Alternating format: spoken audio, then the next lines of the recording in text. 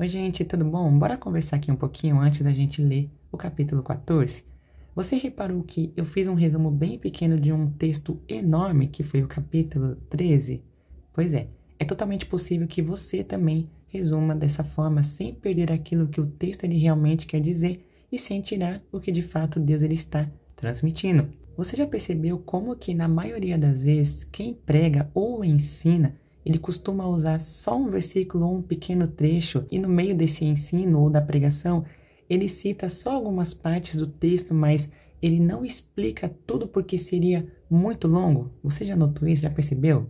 Pois é, o motivo disso é simples, ou porque a pessoa não teve paciência de ler, ou porque leu e não conseguiu extrair o essencial. Até porque se você prestar atenção, tem partes e frases que se repetem e não há necessidade de repetir tudo numa pregação.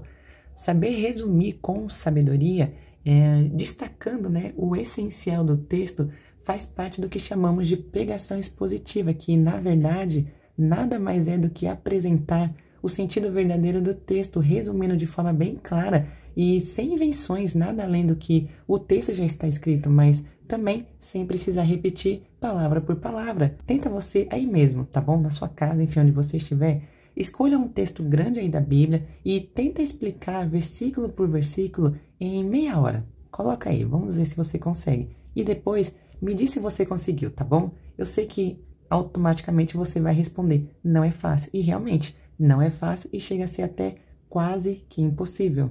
É por isso que nessa leitura desse livro, propriamente dito, o Levítico, a abordagem aqui no canal ela é resumir e narrar para vocês, porque cada livro, eu já falei, é uma dinâmica diferente, correto?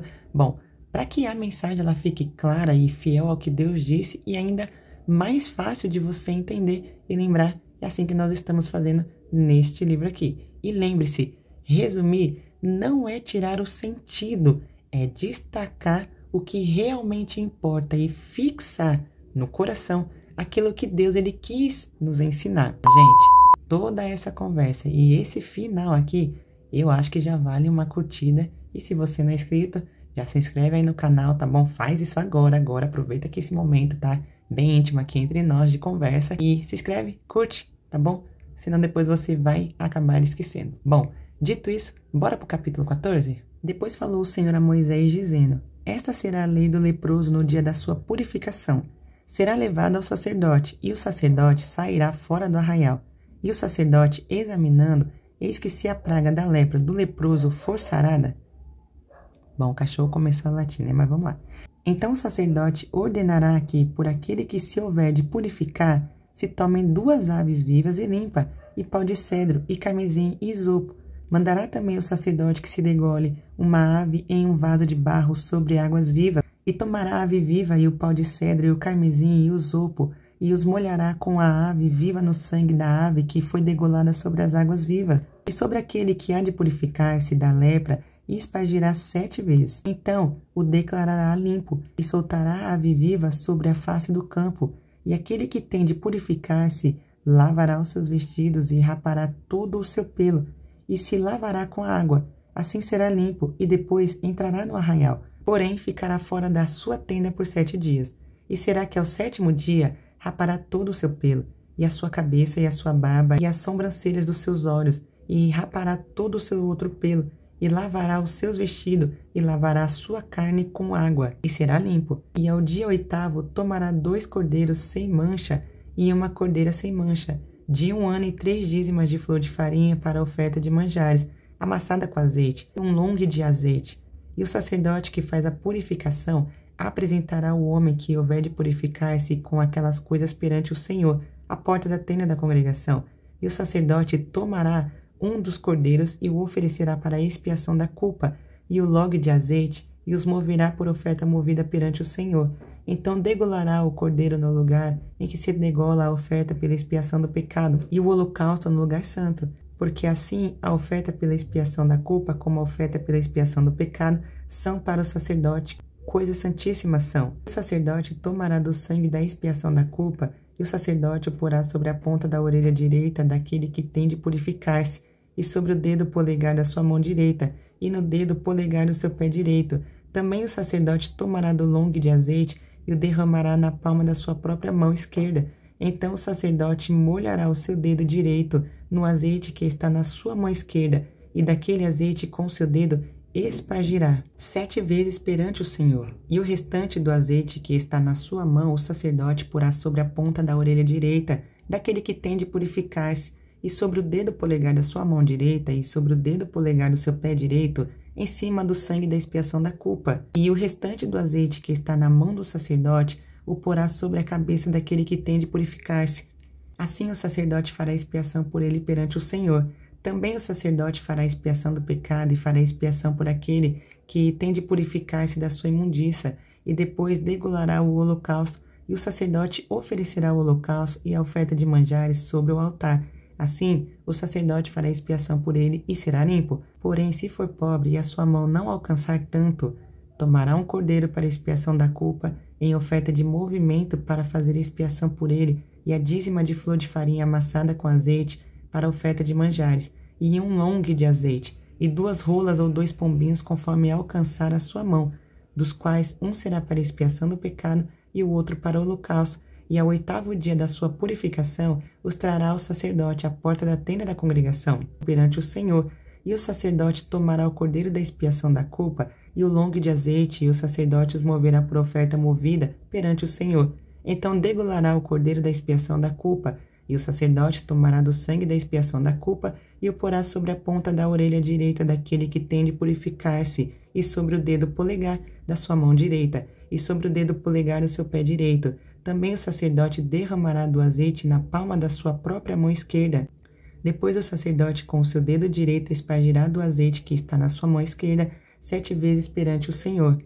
E o sacerdote porá do azeite que está na sua mão na ponta da orelha direita daquele que tem de purificar-se, e no dedo polegar da sua mão direita, e no dedo polegar do seu pé direito, no lugar do sangue da expiação da culpa. E o que sobejar do azeite que está na mão do sacerdote porá sobre a cabeça do que tem de purificar-se, para fazer expiação por ele perante o Senhor.